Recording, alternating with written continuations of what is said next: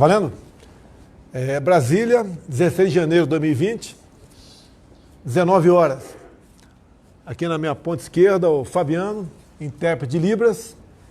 Ao meu lado aqui o Roberto Alvim, nosso secretário de Cultura. Depois de décadas, agora temos sim um secretário de Cultura de verdade, Amém. Que atende o interesse da maioria da população brasileira, a população conservadora e cristã. Muito obrigado por ter aceitado essa missão. Você sabia que não ia ser fácil, né? Não, mas eu estou imbricado nela até o último fio de cabelo, Vamos presidente. lá, vamos vencer essa batalha. Que aqui, à direita, aqui, só podia ser a direita, né? O nosso Abraham Van Traub, nosso ministro da Educação. Quando eu convidei, ele sabia que essa missão não seria fácil. É um ministério, tem quase 300 mil funcionários. 300 mil, tá? Presidente. Muitos problemas, uma educação que não deu certo até o final do último governo, tanto é que a prova do PISA comprova isso. Isso. Nós estamos lá na retaguarda, lá embaixo, não? Último lugar na América do Sul. Foi isso e assim... Até da Bolívia, cara? Quem fez o exame, dos países que fazem exame, é que a Bolívia já passou para um patamar que nem mais faz esse exame. Mas dos países da América do Sul, a gente está atrás da Colômbia, do Chile, da Argentina, do Uruguai, do Peru, de todo mundo. A gente está lá empatado, lá no fundo do barril. Qual o futuro dessa juventude a continuar essa educação que tínhamos até há pouco tempo aí? Presidente, eu tenho compromisso aqui que a gente... 2018 foi o fundo do poço. Eu tenho certeza que o senhor vai entregar a educação para melhor. O PISA começou em 2000 e é realizado de 3 em 3 anos. 3 em 3 anos. Então, no final do seu primeiro mandato, a gente vai saber o resultado já desses 3 primeiros anos. Eu acredito que a gente vai mostrar uma inflexão. A última prova foi em 18, que foi divulgada agora. Foi agora em 19. E aí essa mídia aí que o senhor gosta tanto... tentou colocar na sua conta isso daí. Mas a verdade é a seguinte, quem fez esse exame de 2018 foram os jovens, as crianças que começaram lá no primeiro aninho, com a canetinha na mão, quando o Lula era presidente. E fizeram. Então foi toda a educação do PT, o resultado é o último lugar na América do Sul. Os resultados das escolas, dos colégios militares, das escolas militarizadas pela polícia militar... muito grande no estado de Goiás e Amazonas, muitas escolas, acho que uma centena. Equiparável a alunos da Alemanha. Se tivesse fazendo pizza nessas escolas... Lá no topo, da escola militar, é top do mundo, é muito alto. Entre os 10, com toda certeza. É muito alto. São aproximadamente 70 países que fazem a prova do PISA, né? Estaríamos nos 10 primeiros, com toda certeza. Agora, 2 estados, São Paulo e Rio de Janeiro, não aceitaram a escola cívico-militar.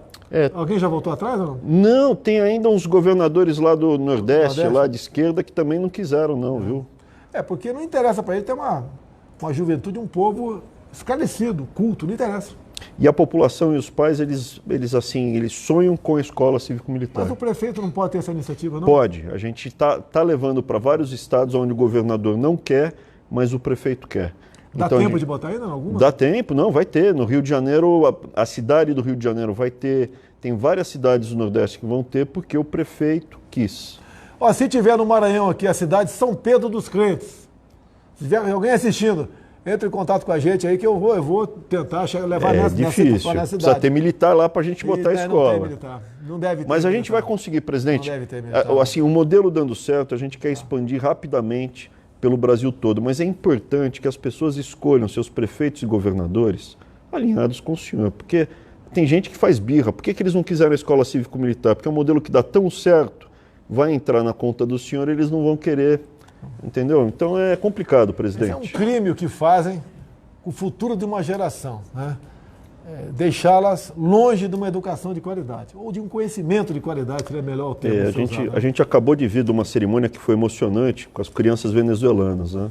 E fica muito nítido que essa religião sem Deus, essa coisa do demônio aí que é o comunismo, o socialismo, você vê o que eles fizeram na Venezuela, um monte de criança desesperada. Eu tive 2 momentos hoje com aproximadamente 30 crianças da Venezuela que estão no Brasil. Estão lá em Pacaraima, tá? E elas estão sendo interiorizadas juntamente com os seus pais. Se bem que o Abraham tem criança que o pai está na Venezuela. O pai entregou para um parente para ele vir para cá para a criança não morrer de fome na Venezuela. Não tem comida lá.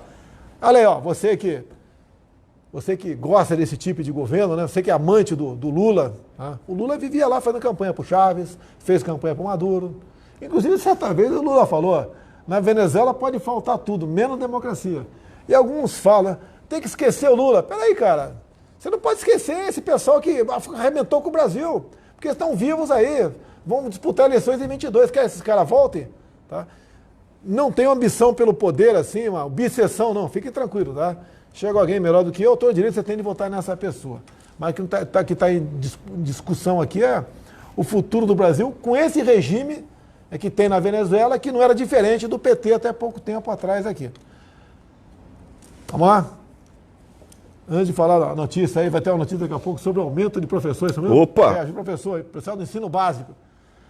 Tem ideia quantos professores são, mais ou menos? Por alto, mais ou menos? Alguns milhões, são né? todos os professores do ensino básico do Brasil inteiro. Tudo bem. O professor herói que foi abandonado esses anos todos, o senhor vai ser responsável, o governo do senhor está entregando o maior aumento real desde que foi feito o Fundeb, desde que foi feita essa metodologia de reajustar o piso do salário do professor ao Fundeb. Não, tem muito estudante que foi nas ruas contra você no ano passado. Contra o senhor.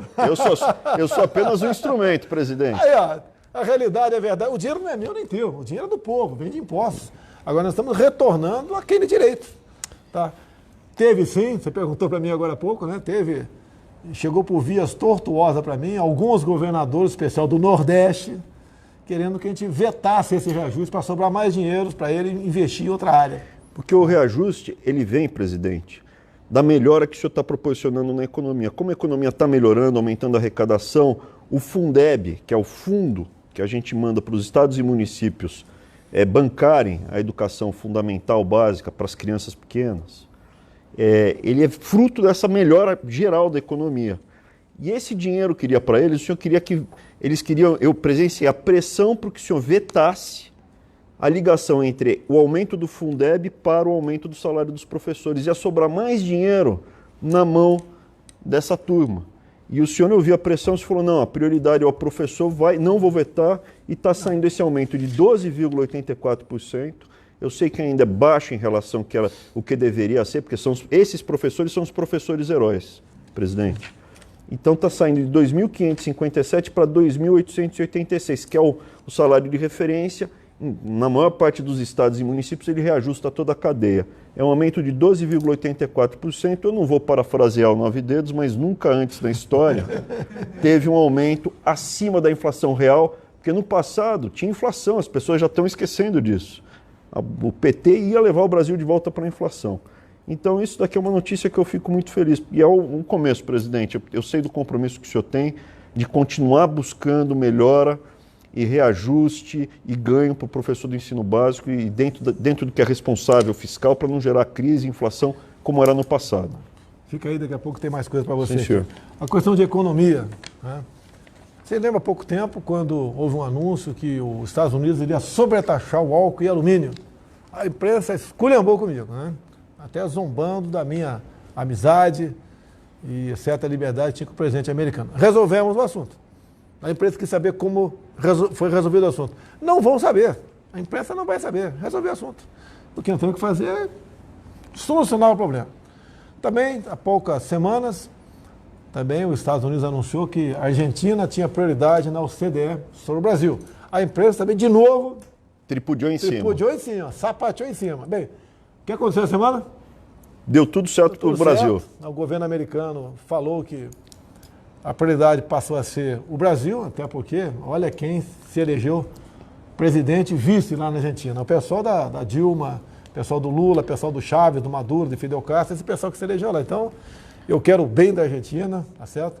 Espero que a Argentina dê certo, mas parece que com a volta dessas pessoas na política, né, ela vai ter bastante dificuldade. Essa semana também, ontem, liguei para o Boris Johnson, né? O primeiro-ministro do Reino Unido. Devo, talvez, esse ano passar lá, ou ele passa por aqui também. Vamos reforçar os nossos laços de amizade, os nossos laços comerciais. Afinal de contas, com o Reino Unido saindo da União Europeia, tá? Eles agora são um ser aí soberano para fazer comércio com o mundo todo, praticando em grande parte o bilateralismo. O Brasil, logicamente, se interessa por esse mercado, nós temos muito a oferecer a eles também têm algo a oferecer a nós, E eu fiquei muito feliz com a eleição do Boris Johnson, né? Afinal de contas, é uma pessoa muito parecida conosco, um tocante ao liberalismo econômico e conservadorismo nos costumes. Bem, falando em economia também, nós reajustamos no último dia de dezembro o salário mínimo, né? Foi para R$ 1.039. Depois veio a inflação de dezembro, que foi atípica, ela foi um pouco acima do esperado. Depois nós editamos uma outra medida provisória, o salário mínimo foi para R$ 1.045. Sabe, eu sei que é pouco, é um valor pequeno, mas tendo em vista aqui aquela eterna briga entre direitos e deveres, no meio a CLT, ele passa a ser pouco para quem recebe e muito para quem paga. É isso mesmo? Mas está vindo sem inflação, Tá. com responsabilidade. Sim. Uma coisa que ninguém fala, presidente, assim como esses especialistas doutos na ignorância, que falaram que a política externa do senhor ia resultar em nada, submissão ao império estadunidense, né, como eles falam, só está entregando bons resultados, essa proximidade com Trump está gerando bons resultados para o Brasil. A política que o senhor está conduzindo na economia com o ministro Paulo Guedes está gerando a menor taxa de juros da história do Brasil, 4,5%. Em termos reais, praticamente nada. O senhor está gerando mais de 1 milhão de empregos no primeiro ano de governo. Eu sei que para quem está desempregado ainda é duro, mas é uma dinâmica. Isso vai aumentar. Agora, esse ano, crescendo 2,5% real, a gente vai diminuir ainda mais esse desemprego. Em havendo crescimento, né? Aumenta o salário. Temos um problema de energia também. Daí a decisão nossa de não sobretaxar o sol. Eu sei que o termo técnico não é esse, né? Mas não taxar a energia solar que é produzida nas placas fotovoltaicas. Precisamos disso. E aquela história, né? Não é justo você, na tua casa, bota os painéis e alguém querer taxar alguma coisa. Ou você, que acaba investindo, talvez, numa fazenda de placas fotovoltaicas, taxar o que você produz. Se você quiser vender isso para alguém e para chegar lá tem que ter um meio físico para levar energia elétrica, né? Usar a fiação de terceiros, daí tem que fazer um acordo com quem é o dono da fiação, quanto é que vai ser pago para levar isso para lá. Agora, quem quiser gerar para sua empresa, para sua casa, quiser vender para 10 km de distância com os meios de transmissão próprios, sem problema nenhum. O Brasil precisa de energia para crescer. E nós sabemos, estamos com sorte, com muita chuva no Brasil, mas não podemos esperar ter uma seca aí para você depois tomar a providência. Alvim, vamos lá, Alvim. Sim, senhor. Você aí é a nova, é a cultura de verdade no Brasil, tá? Coisa que não tínhamos. Tínhamos aqui essa ideia de fazer cultura para uma minoria. A gente tem que fazer a cultura para a maioria. Nós nunca censuramos nada. Eu me revoltei com muitos filmes, mandei suspender qualquer concessão, porque afinal de contas isso não é censura. O cara quer fazer um livro, um filme. Eu tenho vários nomes de filme na minha cabeça que eu não vou falar aqui em respeito a quem está do outro lado da tela aí. Nomes terríveis, tá certo? Pode fazer, mas não com dinheiro público. Faz com dinheiro teu. Vende a tua casa, pede dinheiro para o teu vizinho e vai fazer um filme que você bem entender. Mas todo edital, presidente, todo patrocínio pressupõe uma curadoria, né? Existe uma escolha, um recorte curatorial que seleciona os filmes que são adequados segundo aquela comissão julgadora. Então, é nada mais do que isso, não é censura, é curadoria. Eles faziam contra o lado bom do cinema até. Quando você quer falar para você fazer um filme sobre um período militar, para falar a verdade, eles nunca deixaram recursos para isso. A gente não quer investir na questão de ideologia, quer fazer uma cultura sadia. Exato. Que você, pai, mãe, tenha o prazer de assistir um filme, ir no teatro, né, ir no cinema, saber se os teus filhos menores foram no cinema, no shopping, não vão ser agredidos com uma coisa que não condiz aí com a cultura, com a educação brasileira, que nós queremos. Presidente, o senhor sabe de uma coisa? A gente vai lançar um edital para cinema em fevereiro, final de fevereiro, início de março no máximo. Esse edital vai ter várias categorias, curta-metragem, animação, filmes da primeira direção, diretores iniciantes, mas vai ter também categorias sobre filmes sobre a independência do Brasil. Opa, muito bom. E filmes sobre grandes figuras históricas brasileiras. Então, estamos tentando aí criar um cinema sadio, ligado aos nossos valores, aos nossos princípios, e alinhado com essa ideia de conservadorismo em arte, que é, na verdade, uma arte que dignifique o ser humano, que dignifique a condição humana. é contar a história verdadeira do Brasil, né? Lá de 1500 até agora. Não tem problema nenhum. Vamos falar a verdade acima de tudo, a verdade liberta, né? Exato. E você também está programando para esses dias, né? Prêmio Nacional das Artes. O que é isso aí? Então, presidente, isso vai ser a maior política cultural do seu governo e ouso dizer que é uma das maiores políticas de incentivo à cultura já lançadas na história do Brasil. Trata-se isso aqui de um edital que vai patrocinar uma série de categorias, obras inéditas em uma série de categorias. Nunca houve um edital desse tamanho, presidente.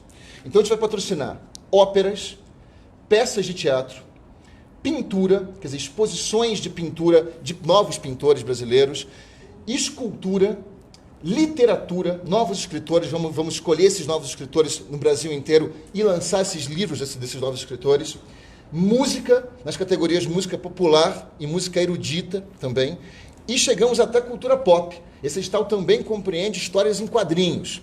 Então a gente vai desde a ópera, passando pelo teatro, pela pintura e chegando até as histórias em quadrinhos. O que é mais interessante nesse edital, presidente, é que ele vai ser distribuído de um modo igualitário pelas 5 regiões do Brasil. Então, a mesma quantidade de dinheiro, de verbas que vão ser destinadas para a região Sudeste, que geralmente centraliza a questão da cultura, vai ser destinada para a região Nordeste, para a região Norte, Centro-Oeste, região Sul. Então, a gente vai ter uma distribuição dessas verbas de incentivo à cultura por todo o Brasil.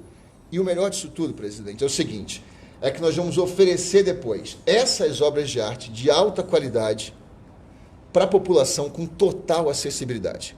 Então a gente tem metade dos ingressos de todas as apresentações, das óperas, das peças de teatro, dos shows de música, serão gratuitas. E os livros serão distribuídos gratuitamente, as histórias em quadrinhos também.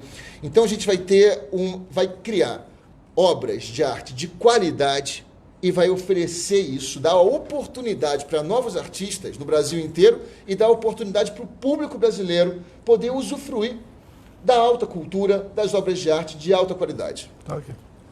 Curiosidade apenas, né? Eu não tenho bronca da imprensa, né? Eu fico chateado com os fake news, com as mentiras. Agora, tem órgãos que nem entrevistam a gente, né? Que antigamente entrevistava e deturpava. Agora eles vão para mentira logo direto. Tivemos uma da Globo Online na semana que foi o máximo. Parabéns, Globo aí. O título é o seguinte: Heleno convence Moro a não demitir Sérgio Moro. Tá bom, pessoal? E Meu...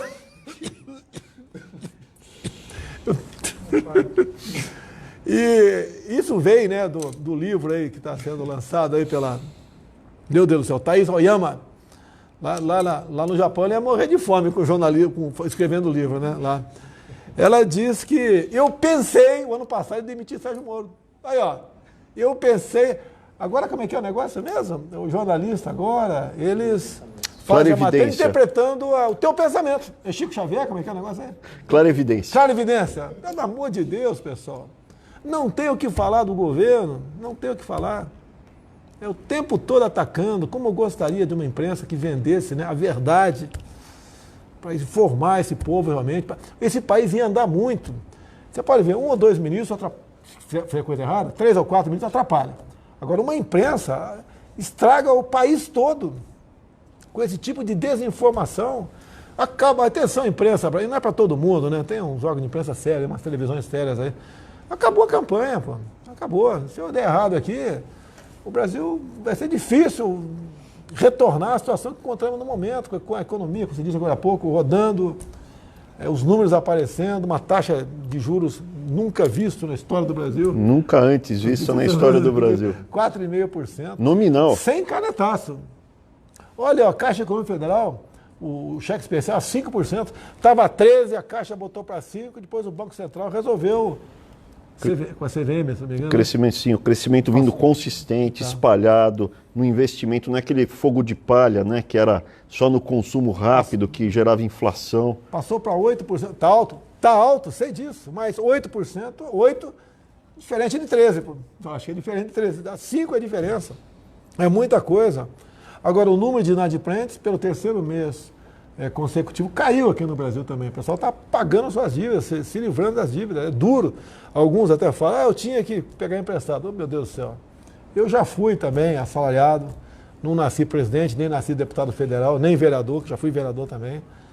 E às vezes sei que vem quando o cara se complica aí, mas tem que fazer uma força para não entrar no cheque especial. Agora, quem tem que entrar, vai para a Caixa Econômica, lá está 5%. E o nosso prezado presidente da Caixa, tá?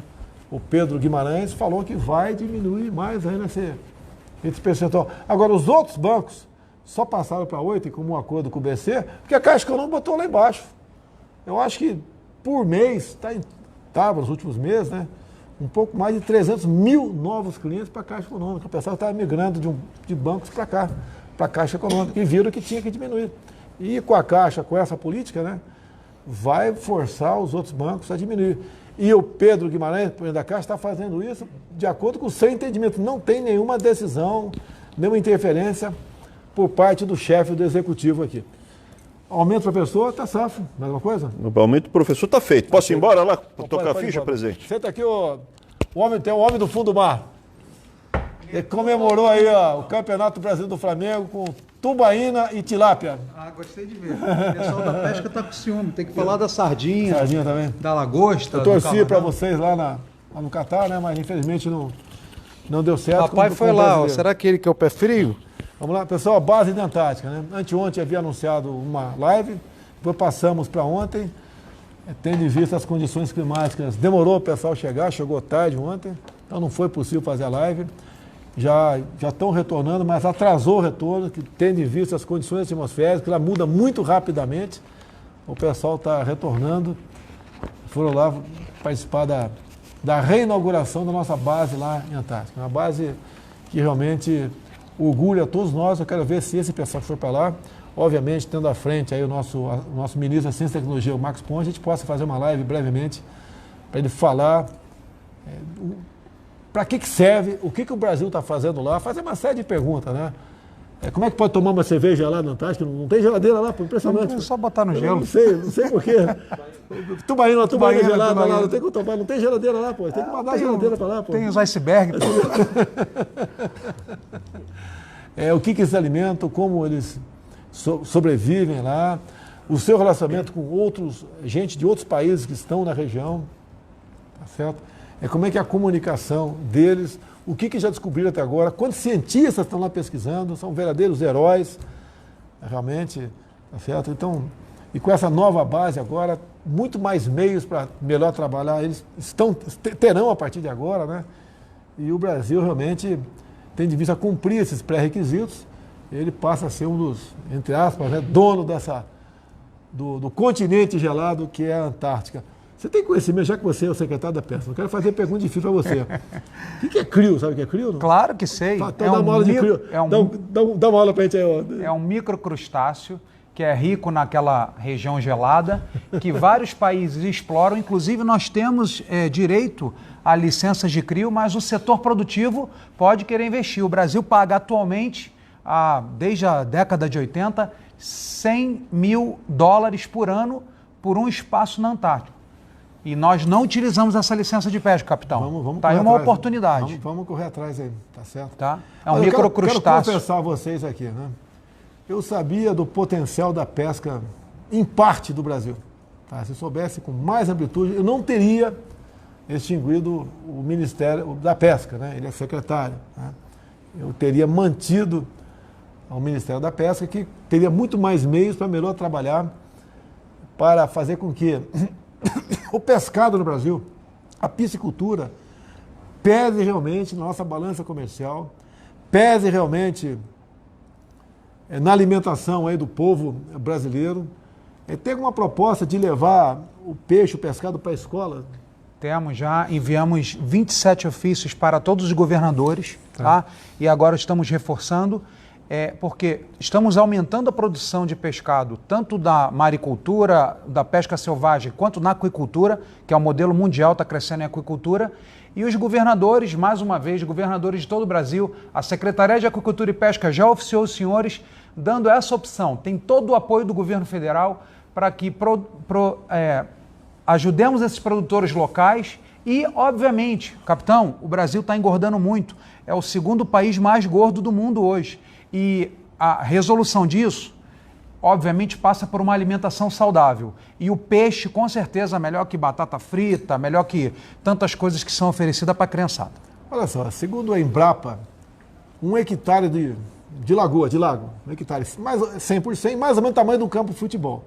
Segundo a Embrapa, dá para tirar por ano de 10 a 15 toneladas de tilápia, é isso mesmo? Se for em cativeiro, em sistema superintensivo, até 100 toneladas por hectare.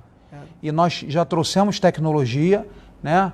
Inclusive Israel é um grande modelo disso, em pequenas áreas, com oxigenação. Você já foi ver a piscicultura no deserto lá em Israel? Foi lá com o senhor, lhe acompanhei lá naquela comitiva. Mas eu não fui na piscicultura, nessa viagem eu não fui lá. É uma coisa fantástica, não é? Maravilhoso. Tá certo.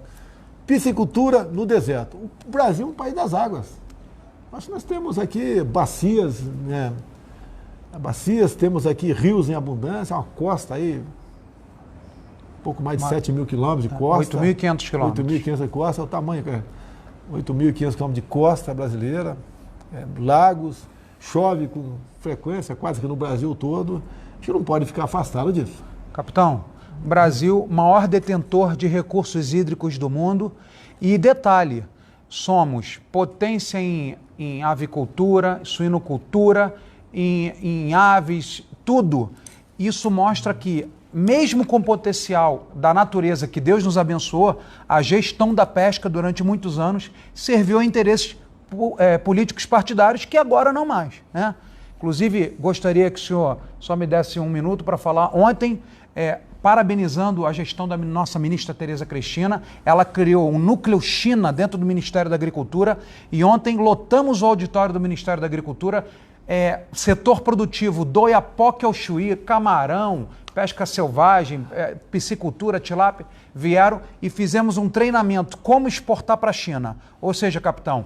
Tem espaço para exportar peixe para a China? Eles são os maiores produtores de peixe do mundo e os maiores importadores de peixe do mundo. Cada chinês come em média 50 quilos de pescado por ano.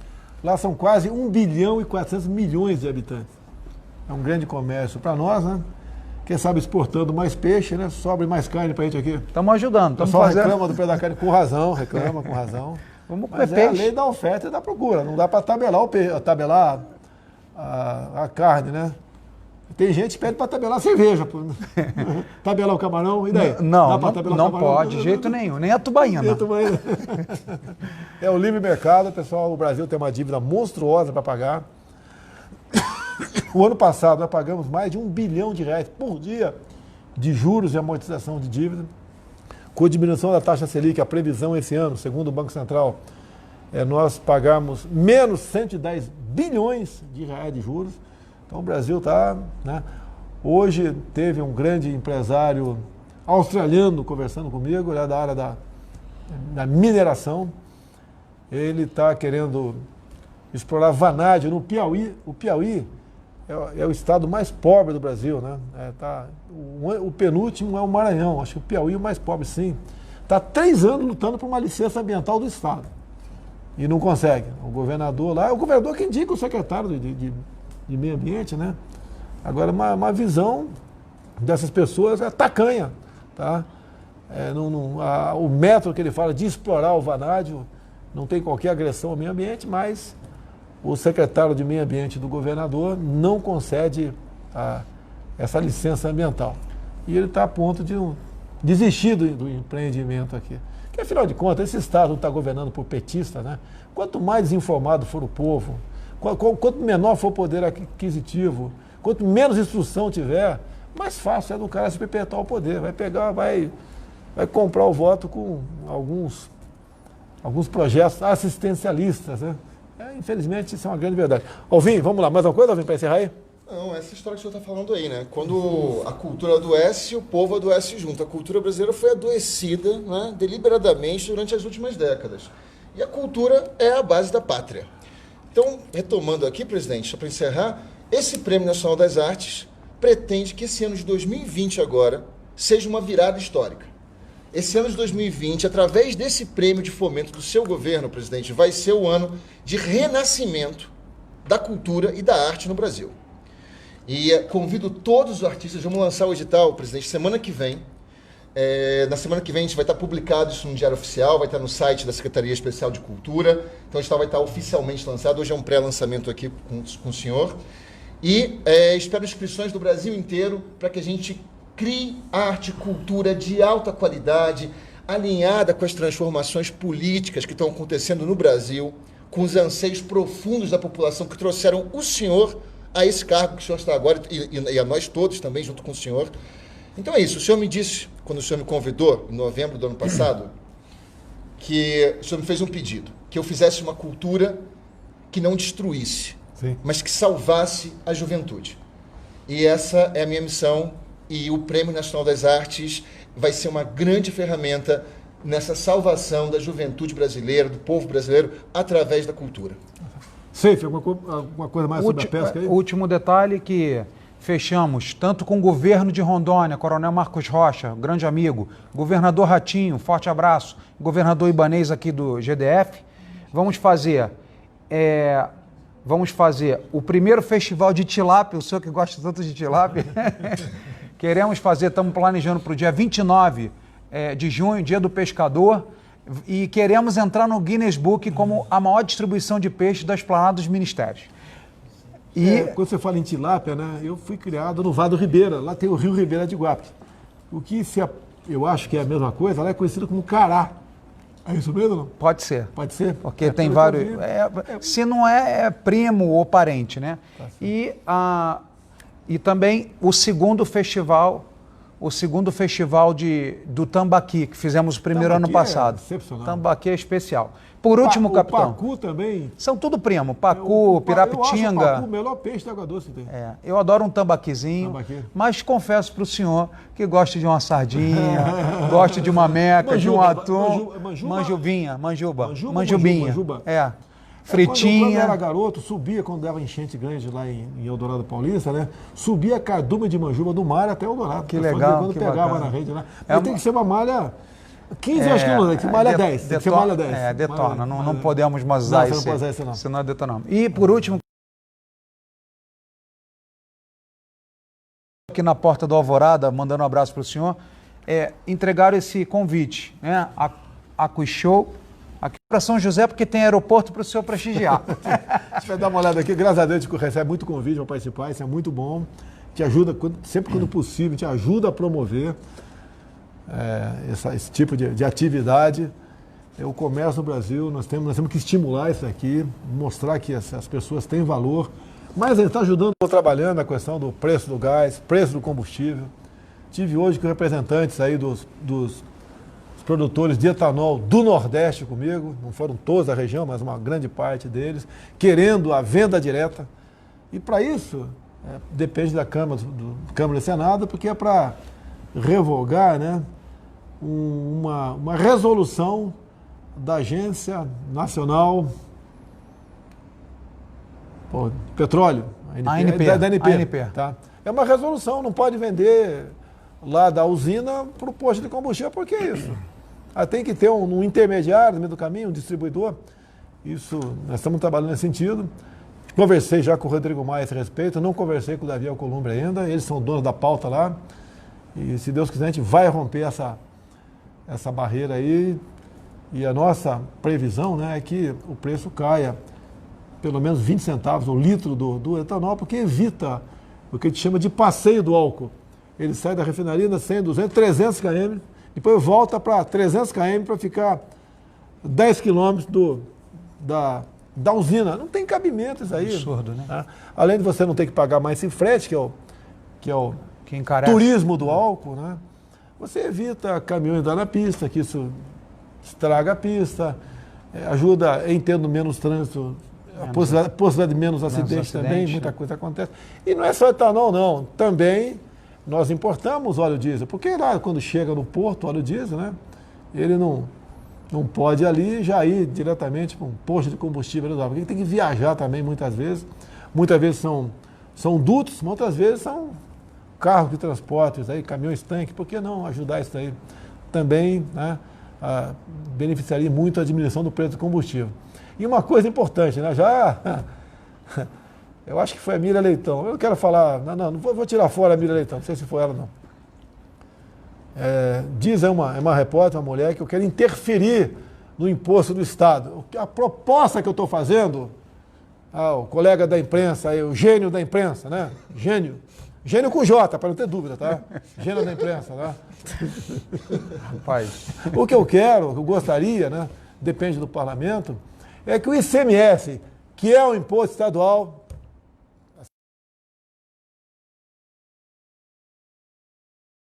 refinaria. O que você reclama com razão aqui? Olha, nós diminuímos 3% o preço do combustível na refinaria.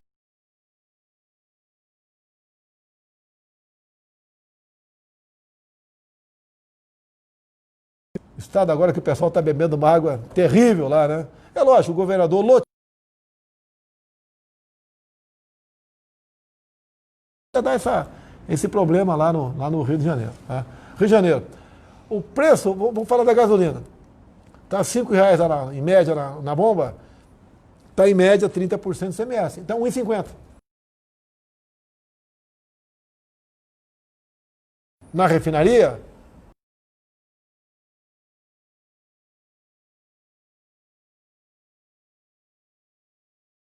se ele diminuir o valor na ponta da linha, ele não é rapidamente respondido pelo governador, que continua cobrando 1,50. Então, você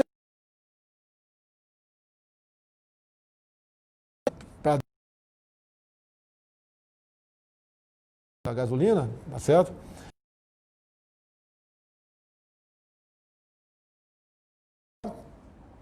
Para dar 1,50.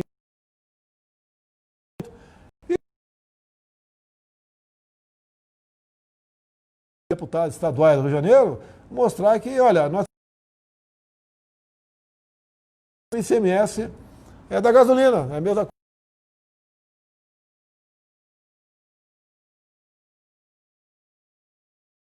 Responsável pelo preço do combustível está esse que está na bomba final.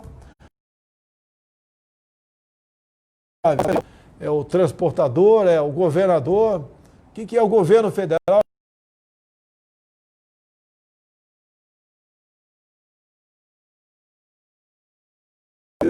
Dá para você calcular, né, quem é que está um extra que onera um preço, 1 litro de gasolina. Bota aí 50. Assim como